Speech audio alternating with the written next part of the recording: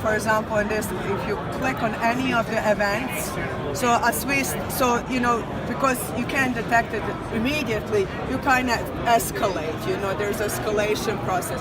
So at the beginning, we were at the level 6 where we actually were connecting, many domains. But then soon enough we escalated to 9 and we found out that it was actually malware inside. And so you can see the events that were happening that we used to detect the behavior, or used for processing inside algorithms to detect and make sure that it's severity 6. So event 6, severity filter 6 right here, it's showing you the algorithm detecting the anomalies where your encrypted traffic is heading towards, right? Yeah. Okay. Absolutely. You see, it's 443, right? Okay. I mean, there's a few of them that 80, but it's mostly 443. Right, but when you go to severity 9 right there, the malicious host, how is it classifying this host that it's a malicious host? It's still... No, this is your host. Right. That's your inside host. Right. This is, so if you look it up, that's your client that's infected. Right. It's this that you're connecting to, URLs and the DNS domains that do matter. So remember, we don't actually go inside the encrypted piece. Right. We protect that. We don't go and compromise like the user data. We don't go there. We actually look at in the headers and the TLS handshake to actually get all the information we need. Yeah.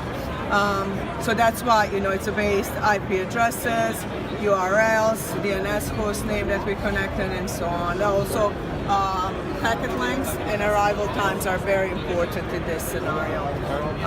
So every known malware has its own ID.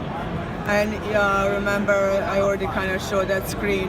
Like that's actually what was the known anomaly, basically.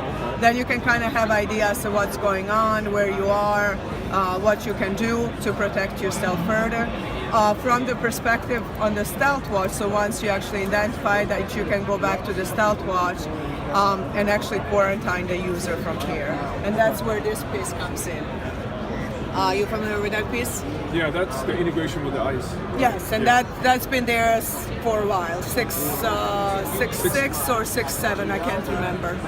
Yeah, so that's been up there for a long time. Okay. So, and then I sends a change of authorization and blocks the user. Okay.